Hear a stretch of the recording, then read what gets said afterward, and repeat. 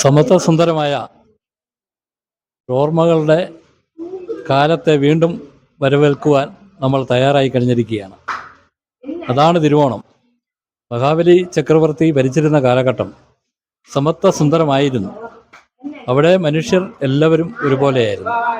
വ്യത്യാസങ്ങളില്ല, ജാതിയില്ല, മതമില്ല, പട്ടിണിയും ദാരിദ്ര്യവും ഇല്ലാത്ത ഒരു സമൂഹം എന്ന ഒരു കാലഘട്ടത്തെ കുറിച്ചാണ് നമ്മൾ ഓർക്കുന്നത്.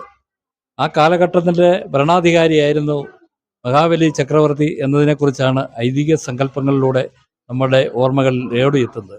മഹാബലി ചക്രവർത്തി തൻ്റെ പ്രജകളെ കാണുന്നതിന് വേണ്ടി തിരുവോണ നാളിൽ നമ്മുടെ നാട്ടിലെത്തുന്നതിൻ്റെ ഓർമ്മകളെ വരവേൽക്കുന്നതിന് വേണ്ടി നമ്മുടെ നാടാകെ ഒന്നിച്ച് മുന്നോട്ട് നീങ്ങുകയാണ്. ഈ സന്ദർഭത്തിൽ വിഴിക്കത്തോട് RVHS ഹൈസ്കൂളിൻ്റെയും VHSയുടെയും നേതൃത്വത്തിൽ എല്ലാവരും ചേർന്നുള്ള ഓണം ആഘോഷിക്കുകയാണ്. ഈ ഓണാഘോഷ പരിപാടിയിൽ നമ്മുടെ വിദ്യാർത്ഥികളെയും അധ്യാപകരെയും